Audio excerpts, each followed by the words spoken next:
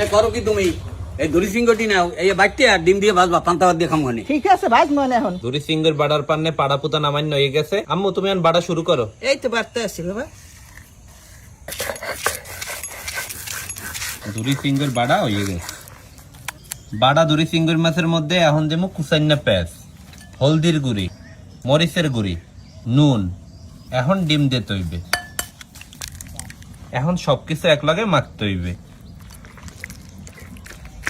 রবিন মা হয়ে গেছে এখন ভাজমু। আচ্ছা আম্মু ভাজো।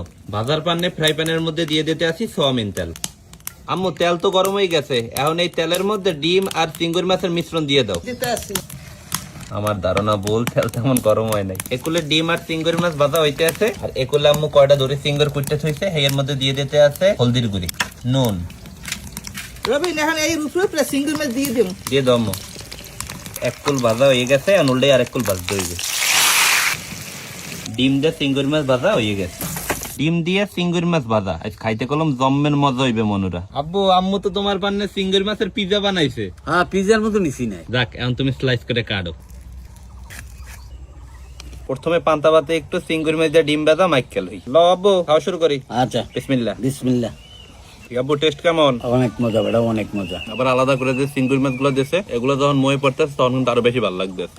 আব্বু এই চিংড়ি মাছের ডিম ভাজা খাইতে কোন সময় মজা কইতে পারো? কোন সময়? আগে তো আমরা সেহরি খাইতে পারতাম না, এই সময় যখন আম্মু ডিম দিয়ে চিংড়ি মাছ ভাজবে সেই একটা টেস্ট লাগবে। এখনো টেস্ট লাগবে না, বেন্যা গেলে মজা কম পান্তা ভাত দিয়ে।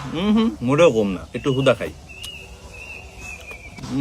হুদা যেমন মজা, পান্তা ভাত দেখলাম আরো বেশি মজা। তো আপনারা কারা কারা ডিম দিয়ে চিংড়ি মাছ ভাজা খাইছেন জানাইতে কলম বললেন না, আর যারা যারা না খাইছেন অন্তত পক্ষে এক ফিরে এলো কলম এরমের ডিম দিয়ে চিংড়ি মাছ ভাজা খাই দেখেন, আশা করি খাইতে ভালোই লাগবে।